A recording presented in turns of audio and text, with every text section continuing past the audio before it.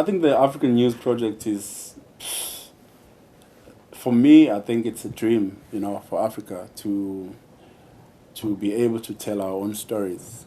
You know, our stories have been distorted for the longest time, and it's is the biggest thing, and it's the most important thing to have a platform where we can tell our stories. And I think it's the best thing ever to happen to our continent, man. I mean, recently there was this whole xenophobia attacks in South Africa, and I saw, because I was home, I saw how things were distorted, I got involved. I mean, when there was a big march in Durban, I literally took a flight earlier, the first flight, to go attend a march in Durban, and then I flew back to Joburg for a meeting because I was that much involved. For me, it wasn't even about having friends who are not from South Africa. It was more about a humanity thing, But most stories were distorted. They were very distorted because we don't have a platform to tell our stories and fix our things, ourselves. And so this, for me, is the greatest thing ever. And just to go back, Archbishop Desmond Tutu talks about Ubuntu, especially in South Africa. Do you think South Africans, as we are, we live to that? For the longest time we have, and it's very sad, and maybe a platform like this will start changing things, because the young world, which is the future, is so consumed by the West. We are so consumed by what is sold to us by television, mostly American television, and you see youngsters trying to live like that. Because there's no spirit, they don't grow up in America. They don't grow up with the spirit of Ubuntu at all. It's nothing they know. If you are nice, you are genuinely nice as a person, but the society around you is not as nice. Whereas in South Africa, they say a child is raised by a village. It's been the longest saying, and this is one of the platforms we have to fix all that, where we tell our own stories, where young South Africans need to know how much Desmond Tutu fought. Besides Mandela, how much he fought for the country's freedom alone, how he's respected and bestowed, in that country that, we think is everything, but is ours. These are stories that are never told, and I believe if these stories are known by our people, it changes the perspective. We stop looking up to someone else, but we look up to our own selves, and we understand the responsibility we have as a nation. That you can't just wake up and tweet, let's kill them. It's your responsibility to try fix things, So this is one of the answers for me. Okay, and that brings me to you Africa Rising, triple CD. Yeah. What was behind Africa Rising? Africa Rising was us deciding, why must we look for other people to help us and create something amazing? Why don't we do it ourselves?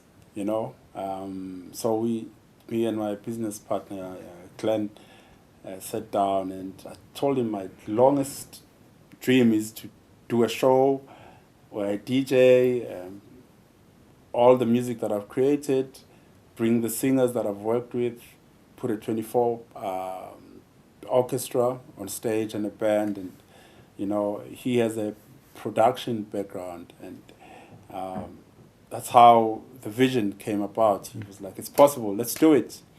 And while we were rehearsing, we were still thinking of a name. What are we going to call this? What are we going to call this? And Africa Rising became the name that we chose, because we felt we are being proud. We're taking away that whole thing of begging. We're creating our own platform where we're realizing our own dream, basically. And the response on it, man, have been so amazing. everywhere in the world, you know, and mostly in Africa, because the first thing people say that, wow, it looks American, you know, which is what we're trying to change, you know.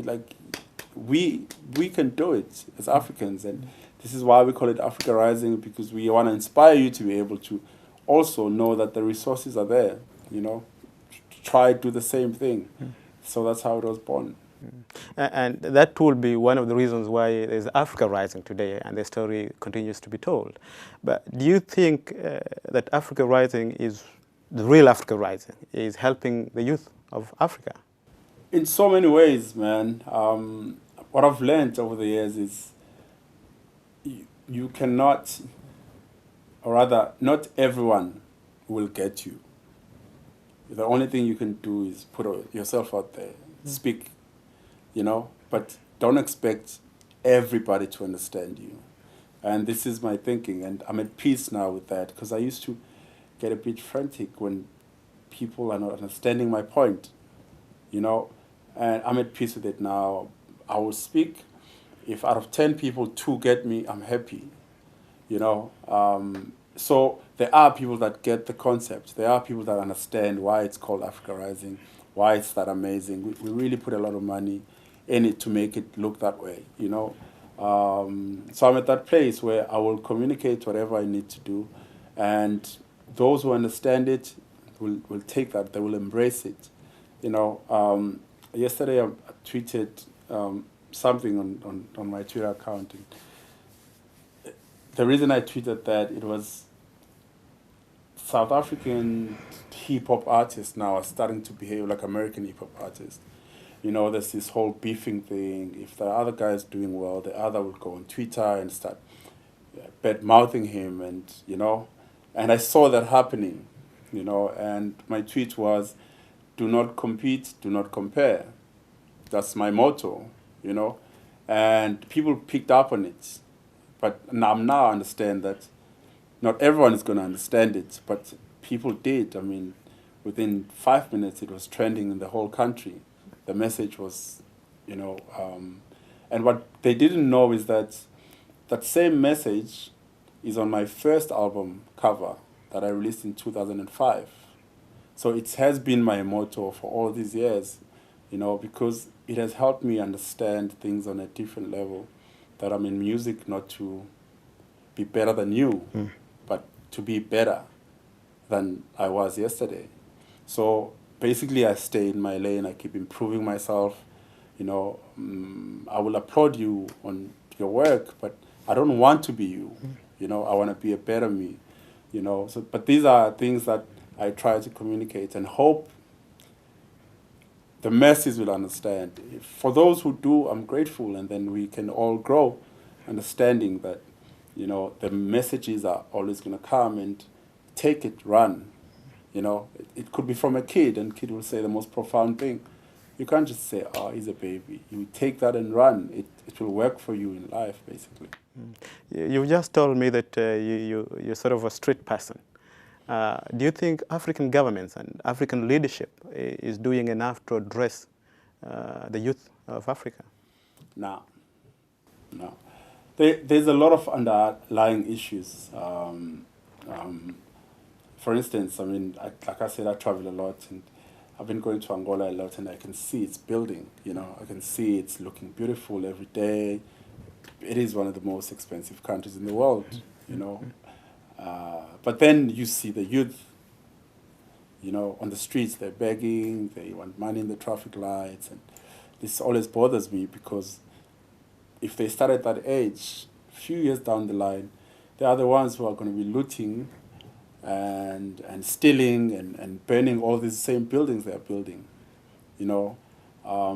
I feel there's no platforms created for the youth, and this is again where this TV platform comes in, you know, to tell our stories, to tell our history, because for me that is the foundation. When you know where you come from, you start respecting things, you start seeing things differently, you know, you start approaching life in a different manner, because you have so much respect for where you come from. But if you don't know, then it's very loose. You know, I just feel there's so many things that could change the economy of our country, but we keep looking at the wrong things. We want to copy what Europe is doing. We want to copy what America is doing. But we are the most unique place in the world. There's no way we can live with their structures. You know, we need to find our own structures and change our own things, you know, make sure they work for us. Because we consume things in different ways. You know, in Africa, when you wake up in the morning and you want to have breakfast, and you go buy stuff for breakfast, it's totally different from what an American will go buy or a European will go buy. You know, the power starts there. It starts with us understanding that, okay, this is our needs. This is how we can change our economy. You know, if our people like consuming this thing in the morning every day like this, how do we make it cheaper? You know, how do we make it work for them so that it doesn't become a burden to be fed? You know, it starts there. For me, there's a lot of things that we don't do right because we want to see how other people are doing them. And that's where Africa fails. Could we say that, and probably South Africa will be a big culprit here, in terms of corruption, it has curtailed some of these youth development projects? A lot. It's very unfortunate. I mean, and the source of corruption in my country, I think it comes from the struggle. It's the people who had nothing, and it's the people who didn't have homes, who didn't sleep in their houses because they were chased by the police, and finally, now they have everything. And that's going to affect you. That is bound to affect you in one way or the other when you now have everything and you never used to. I speak about this a lot, not just in politics, I mean in music. A few years ago, I was a kid in the dusty streets. No one knew who I was. No one paid attention to me. A few years later, I walk in a room, girls scream. They want to know my name. They want to talk to me. It's going to affect me because no one trained me for this. No one prepared me to see things this way. No one, there's no school for it. That, okay, tomorrow you're going to have 1 million followers on Facebook, and this is how you must deal with them. There's no school for that. It goes for our government. 20 years ago, they had nothing. 20 years later, they have billions in their hands. Who's there to guide them? No one. And you take a guy like that, he becomes the president. He becomes a guy who actually controls everything. You know? So yes, corruption is there, but it's a process. Eventually it's going to die off. Eventually the guys who are now growing, they see how bad it is for the country. They are growing into things. They now understand that it's not going anywhere. You know, we are a growing nation, and it affects everyone. So it's something that is slowly going away, and hopefully it will disappear. But it's not just an African thing, my friend. I'm sure you know. You know, it's a world thing. In every government it happens. But we are new. We are a very young country, and like any other country, we have problems. Tell me, and probably this will include some of your projects and what you're doing to help some of the youth in Africa. Where does the future of Africa belong? How do you see it? I think it belongs in the empowered kids. You know, it belongs in the empowered youth, and you can't empower youth without getting involved. You can't raise a child by SMS and you keep sending them a message that, you know, this is how you behave. You need to have a one-on-one relationship with your kids, and that's what I think needs to happen in every country in Africa. We need to have programs where kids are guided and they have someone to look up to. You know, without that, then they start looking for mentors in wrong places. They start following the wrong people. Like I'm saying, America plays a big role, and most African youth don't even realize that most of these things are not real. It's just TV. It's just a TV program to make money. They see all these reality TV shows and they see the behavior. They start talking like that. They start behaving like that, and so we as Africa need to find platforms. We have so many street bashes and parties. How about we do the same? But before a party, we get together, we speak. What's bothering you? How do you think we can change things? Even in our government, I think we need to have people who have no interest advising. Advise. You don't have to get a tender for advising. You have views. Tell us, how do you think we can change the country? How do you think we can change Africa? Without even being involved in the government. I think that's how we can grow the whole continent. Because the people that are advising, they will advise with a view of gaining something, and that has to change. Mm. You idealized across Africa, and the youth, most of them who are unemployed. What advice or message will you give to them? I've seen, I was unemployed myself while I was into music, to a point where I was studying, and this 1 month I had money, so I had to choose between paying rent or paying for school. And I knew if I don't pay for school, then I must be out, And if I don't pay for rent, then I don't have a place to stay, And I chose to pay for a place to stay. This was in Pretoria, and I'm from Durban. And but by making that decision, I knew that how important it was for me to now make it work. I think that's where we relax as Africans. We want to follow the system, but the system is, as Africans, it's the toughest thing to follow, because it doesn't favor you. But what we have is talent. We have that mostly in Africa. We have different talents, and my advice always goes towards that. If you have talent in anything, find out more about it. Use the internet not just to get on Facebook. Use it to research, find out who's the best in what you want to do. Why are they the best, and how can you be better? How can you be different from what they're doing?